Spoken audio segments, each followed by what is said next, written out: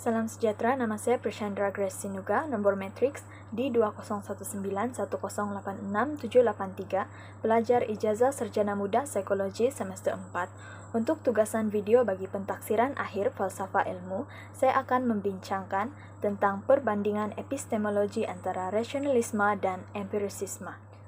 Pertama sekali, saya ingin menerangkan tentang definisi dan latar belakang epistemologi. Epistemologi adalah berasal daripada perkataan Yunani, yaitu gabungan daripada dua perkataan, yaitu episteme dan juga logos. Episteme bermaksud pengetahuan ataupun ilmu, manakala logos bermaksud teori. Dan apabila dua perkataan ini digabungkan, ia akan membentuk perkataan epistemologi yang boleh didefinisikan sebagai teori berkenaan dengan pengetahuan yang benar. Terdapat banyak aliran yang membincangkan dan menerangkan mengenai epistemologi. Dalam video ini, saya akan menerangkan berkenaan dua aliran sahaja, yaitu rasionalisme dan juga empirisisme. Dalam rasionalisme, ia menekankan fahaman bahawa pengetahuan adalah bersumberkan penaakulan, atau dalam bahasa Inggeris, ia adalah reasoning, ataupun pemikiran secara rasional. Manakala empirisisme pula menekankan fahaman bahawa pengetahuan adalah bersumberkan pengalaman dan pemerhatian menggunakan panca indera manusia. Dalam aliran rasionalisme, sumber pengetahuan adalah akal fikiran, iaitu mendapatkan pengetahuan dengan cara berfikir. Manakala bagi empirisisme, sumber pengetahuan adalah melalui panca indera manusia yang terdiri daripada 5, iaitu melihat, menghidu, mendengar, memegang, dan merasai. Terdapat banyak tokoh yang terkenal sebagai pelopor dan mempopularkan aliran rasionalisme dan empirisisme. Dalam aliran rasionalisme terdapat dua, yaitu René Descartes dan juga Immanuel Kant. René Descartes dikenali sebagai bapa filsafat moden ataupun the father of modern psychology kerana beliau merupakan ahli falsafah pertama yang berani untuk mengemukakan aliran berdasarkan fahaman beliau sendiri, iaitu rasionalisme. Beliau berpendapat bahawa sumber pengetahuan yang boleh dipercayai adalah akal. Manakala Immanuel Kant pula merupakan salah satu pendokong utama fahaman Descartes dan antara yang mempopularkan aliran tersebut. Bagi aliran empirisisme pula terdapat dua tokoh, iaitu John Locke dan David Hume.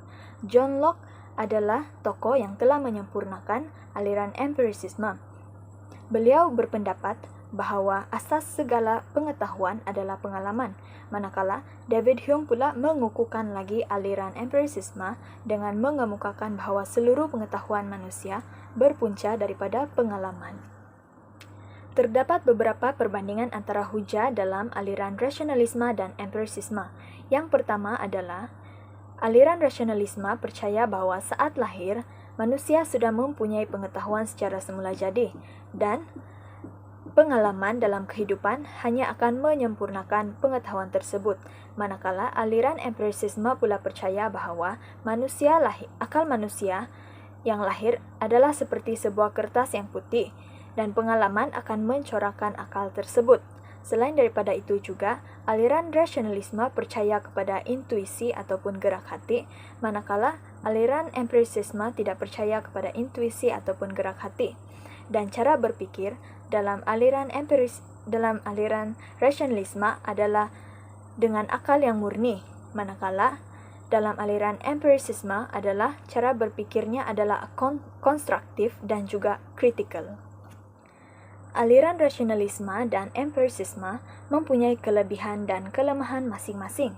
Bagi aliran rasionalisme, kelebihannya adalah ia memudahkan proses penyusunan sistem keilmuan manusia. Sebagai contoh, di sekolah, pelajar akan belajar mengikut subjek seperti matematik, fizik, dan juga kimia. Selain itu juga, ia memberikan sifat rasional kepada pengetahuan ilmiah, dan akhir sekali, ia boleh menjelaskan pemahaman yang rumit dan abstrak. Kelemahan aliran rasionalisme pula adalah ia gagal untuk menjelaskan perubahan dan pertambahan pengetahuan manusia. Selain itu juga, pengetahuan yang diperolehi berbentuk idea yang tidak dapat dirasai ataupun dilihat. Konsepnya juga sukar untuk diterapkan dan diterangkan dalam kehidupan sehari-harian. Bagi aliran Empirisisme pula, kelebihannya adalah informasi dapat diperoleh dengan cepat iaitu melalui pengalaman panca indera. Selain itu juga, ia berguna dalam pengumpulan data ataupun pencarian bukti secara langsung. Manakala kelemahannya pula adalah kemampuan panca indera manusia adalah terbatas. Sebagai contoh, manusia tidak boleh melihat pada jarak yang terlalu jauh. Selain itu juga, kemampuan panca indera juga adalah berbeza bagi setiap manusia. Untuk refleksi, saya dapat menyimpulkan bahwa aliran empirisisme dan aliran rasionalisme mempunyai banyak perbezaan, namun terdapat satu persamaan antara aliran ini, yaitu kedua-duanya bertujuan untuk mencari tahu dan mendapatkan pengetahuan yang benar walaupun melalui cara yang berbeza, yaitu dalam aliran rasionalisme adalah melalui akal fikiran atau dengan cara berfikir secara rasional, manakala dalam aliran empirisisme adalah melalui panca indera manusia. Kedua aliran ini mempunyai kelebihan dan kekurangan masing-masing dan dapat diaplikasikan juga dalam kehidupan seharian kita. Sekian, itu sahaja daripada saya.